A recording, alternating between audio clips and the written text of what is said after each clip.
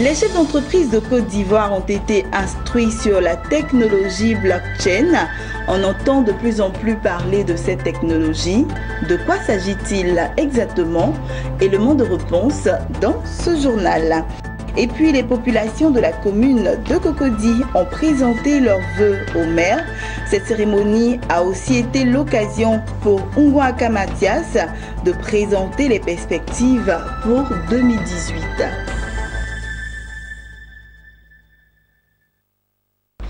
Voici pour le sommaire. Bonsoir à tous et bienvenue au journal de Business 24 Africa.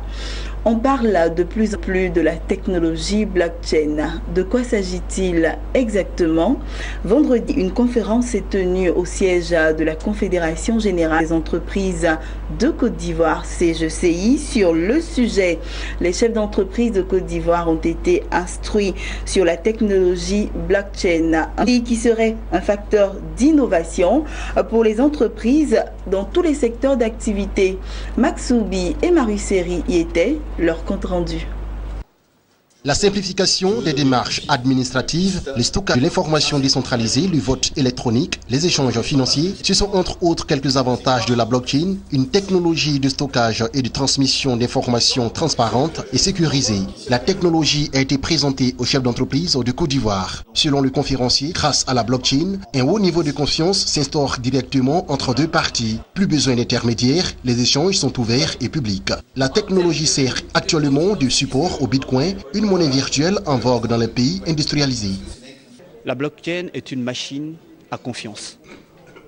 On y enregistre des informations qui ne sont ni falsifiables, ni modifiables, en toute sécurité, signées électroniquement. Le Bitcoin est l'optimisation optimale à ce jour de la blockchain. Le Bitcoin vient avec sa blockchain.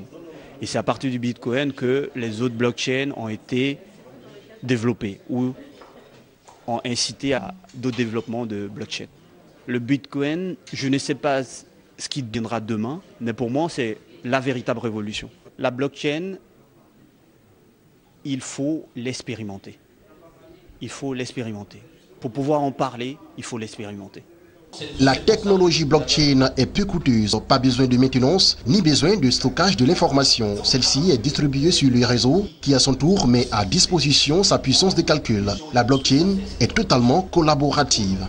La blockchain permet de faire des économies, notamment pour les banques. La blockchain permet à certaines entreprises de faire des outils innovants avec des business models qui n'existent pas encore. Et elle permet d'innover de manière simple, efficace et à bon marché.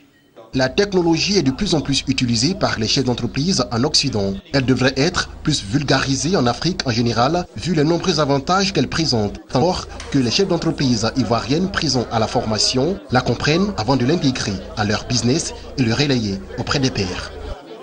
Les différentes couches sociales de la commune de Cocody ont présenté leurs vœux au maire Ungwaka Mathias. Au cours de cette cérémonie, les acquis du conseil municipal ont été passés en revue et les perspectives évoquées avec en ligne de mire le projet écologique Cocody Puits de Carbone. Hervé Blagnon et Sorochelina. La traditionnelle cérémonie de présentation des vœux des populations de Cocody au maire Ungwaka Mathias s'est déroulée cette année sur des accents de reconnaissance. Dernièrement, la jeunesse a reçu un investissement de 100 millions de francs CFA.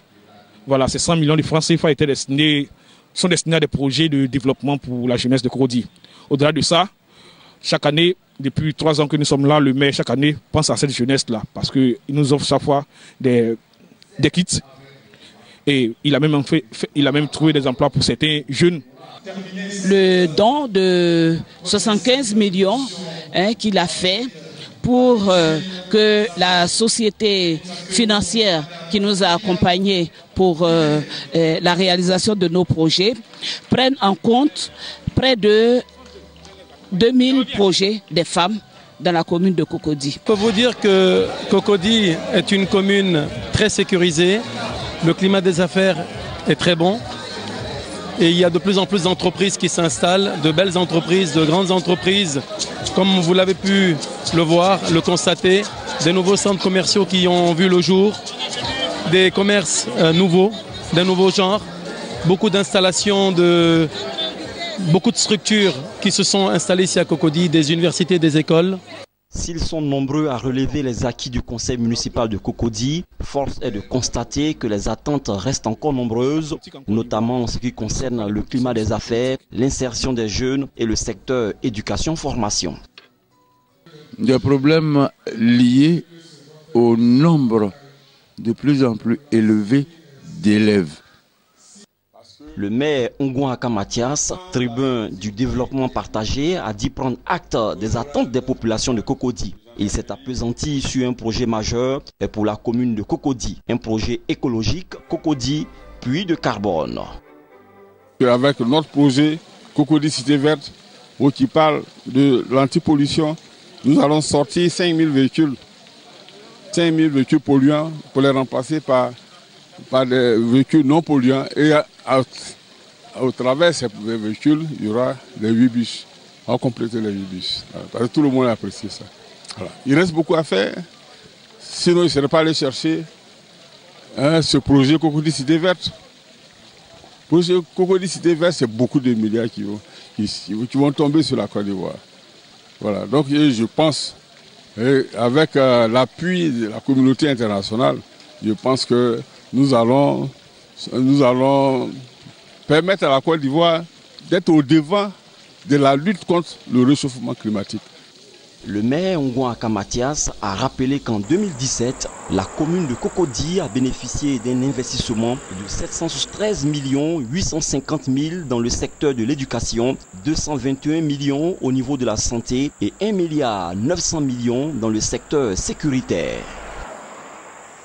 Un tour à présent dans la région du Lodibois, précisément à Divo, où le président du conseil régional a présenté officiellement à ses collaborateurs et à la presse nationale et internationale des engins pour l'entretien des routes et des voies de la région. Il s'est agi pour Zakpa Kobenan de rassurer les populations de sa région sur les moyens techniques et logistiques dont dispose son conseil pour mener à terme les grands projets d'infrastructure. Le reportage est de Jonas Zagoki, commenté par Jean-Charles Sibaï. La logistique tant attendue est arrivée. Les engins de travaux publics et les véhicules de campagne du conseil régional du Lodibois ont été présentés à la presse. Ces engins pour l'entretien des routes sont composés de niveleuses, pelleuses, chargeuses, bulldozers, porte-cars et serre-com. Le tout d'une valeur de 650 millions de francs CFA. Ce sont des engins qui appartiennent en propre au conseil régional. Donc, tous ceux qui géreront le conseil régional demain, ils auront accès à ce matériel. C'est comme ça qu'il faut comprendre la chose. Mais nous avons bien voulu les faire venir pour travailler. Si des entrepreneurs viennent nous voir pour dire bon, nous avons un marché pour les routes et nous venons solliciter vos engins. Bon, nos experts vont faire l'évaluation et on mettra à leur disposition les engins, moyennant le prix du carburant d'entretien, comme je vous l'ai dit, et puis on pourra faire le travail. Après la présentation des engins de travaux publics, le président Zakpa Kobenan a dit la volonté de son conseil régional à mettre en œuvre un de ses projets phares cette année, la construction d'une université agricole à Divo. C'est une ambition que nous avons de repositionner cette région, mais sur tous les plans, de repositionner cette région. D'abord sur le plan intellectuel. Sur le plan intellectuel, vous voyez, nous avons demandé au président la construction d'une université dans le Lodibois. Et Dieu merci, le gouvernement a accédé à notre volonté de construire donc une université. Nous avons déjà l'espace. Mais nous-mêmes, nous projetons de construire une université des sciences agronomiques. puisque nous sommes une zone agricole par excellence. Mais attention, l'université que nous voulons construire des sciences agronomiques sera une université privée, pas une université publique. Située dans le centre-ouest de la Côte d'Ivoire, la région du Lodibois est riche de ses habitants, sa culture, son sol et son sous-sol. Sur les 5 mines d'or que compte la Côte d'Ivoire, 2 sont installées dans le Lodibois.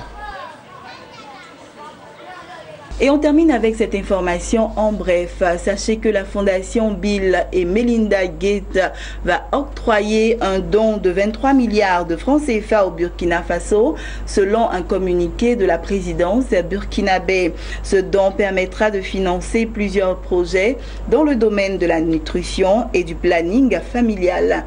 Grâce à ce financement qui vient en appui au plan national de développement économique et social PNDS, le pays des hommes intègre devrait augmenter l'inclusion économique de la gente féminine. Voilà, c'est ici que nous refermons ce journal. Je vous souhaite une très bonne suite de programmes sur Business 24 Africa.